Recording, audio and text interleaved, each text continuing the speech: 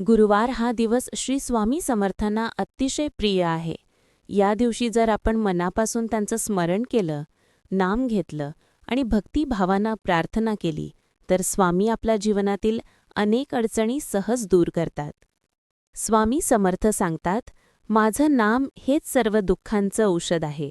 गुरुवारी स्वामींचं नाम घेताना मन शुद्ध होतं, विचार शांत होतात आणि आयुष्यात आनंद व समाधान वाढतं.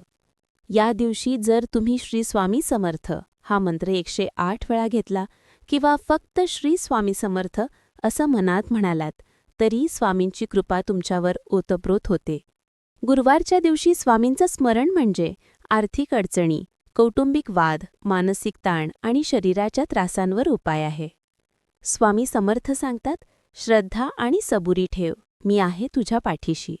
म्हणून प्रत्येक गुरुवारी काही क्षण स्वामींना अर्पण करा, त्यांचं नाम घ्या आणि अनुभवा त्यांच्या कृपेचा चमत्कार. श्री स्वामी समर्थ. जय जय स्वामी समर्थ.